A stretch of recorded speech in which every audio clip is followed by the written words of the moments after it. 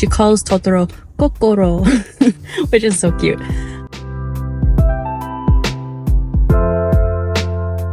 Hi, how are ya? My name is Genevieve, and I am currently on a journey to rediscover myself through arts and crafts and just all the creative things. Crafting is just something that I've been really into forever, and I've just recently put 2 and 2 together that crafting is a thing. Okay, by crafting is a thing, I mean like I never thought about it as a real hobby that other people are actually interested in doing. Like, what do you mean there's a whole crafting community out there?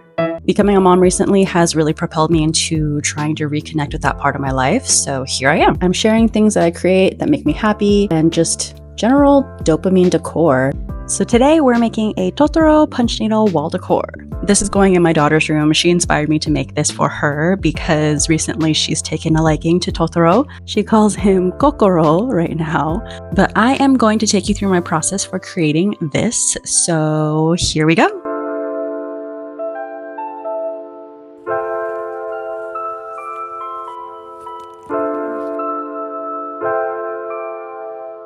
So I've been coming to Joann's like almost, I don't know, every week at least, because new merchandise is coming in every day, and I'm just stocking up on random things that I'm finding, like all this yarn.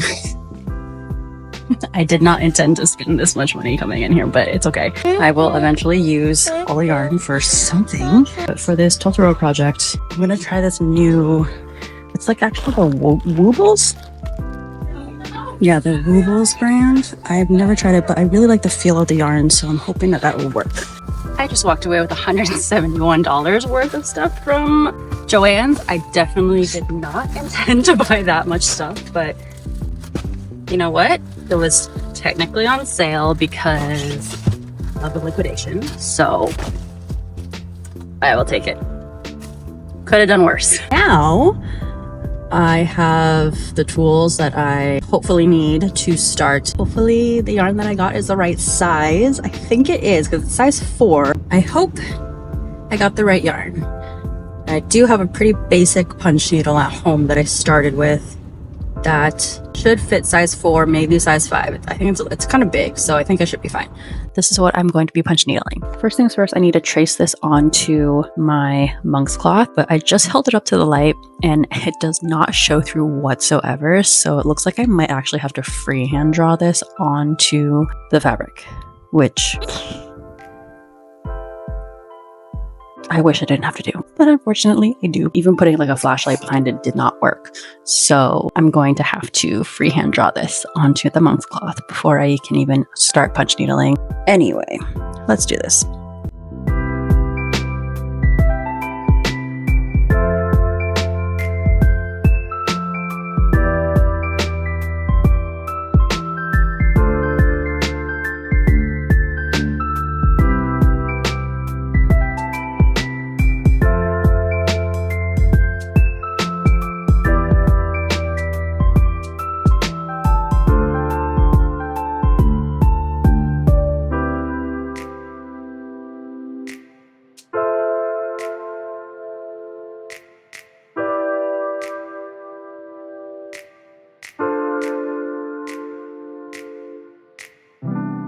Think this turned out okay. Although now I'm realizing that a lot of these details might be way too small.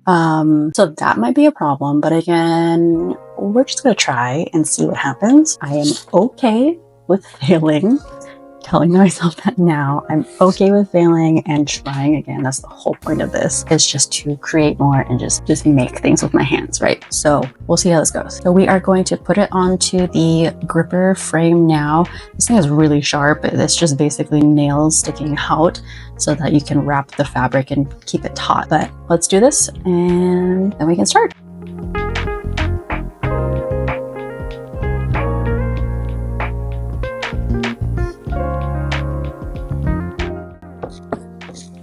So when you're doing this, you want to make sure that it is tight enough that it feels like it's a drum. So that's the sound of the drum that we want. Now we put on the protector so that you don't stab yourself, because I have actually cut my fingers so many times on this thing. Now we're going to thread the yarn into our punch needle and hope to God that I got the right size, and then we're going to start punching.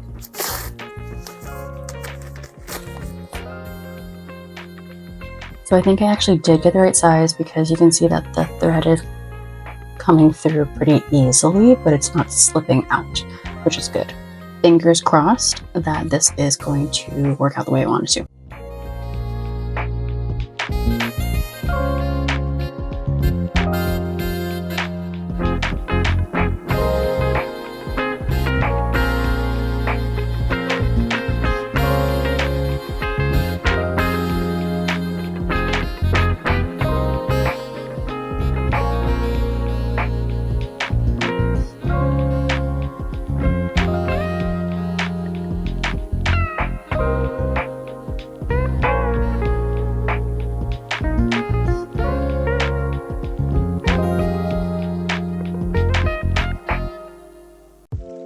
So I didn't have the white yarn, but I did have some leftover white size 4 yarn from a previous project.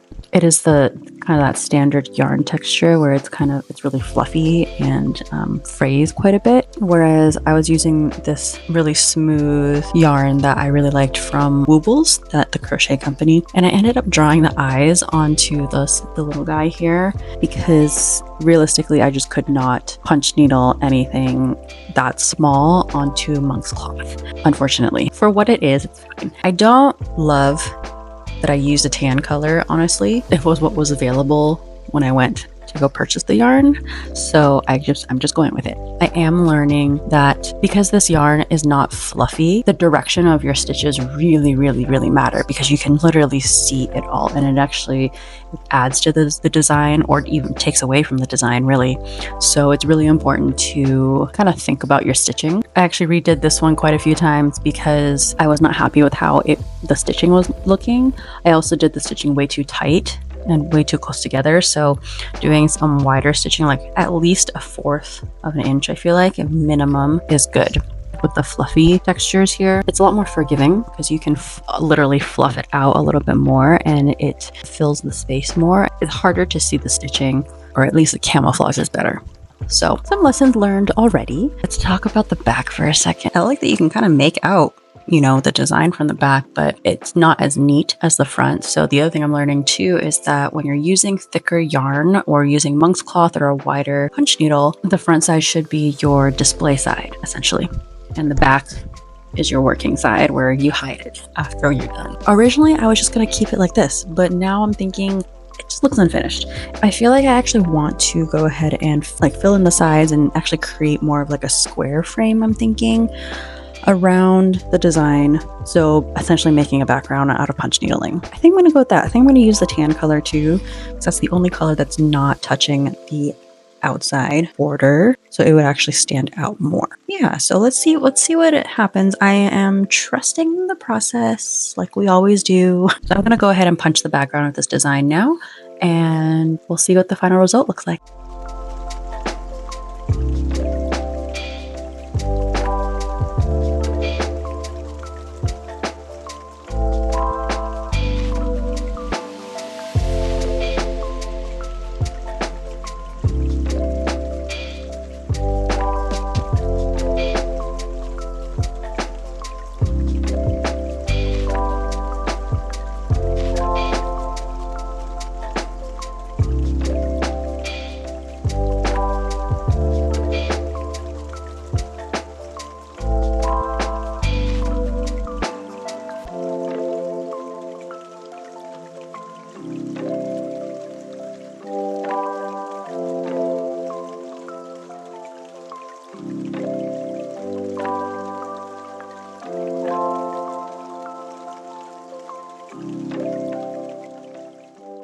All right, I think we are pretty much done. Overall, I actually think this looks pretty good. I am decently happy with it. Do I love it?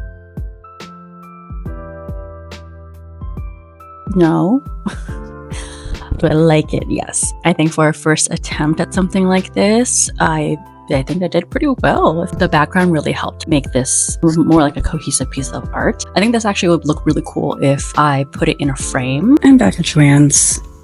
Of course, I feel like I live here now. Frame selections are a little sparse, so let's see what I can find. All right, the best I can do is this 4-pack. Hopefully it works.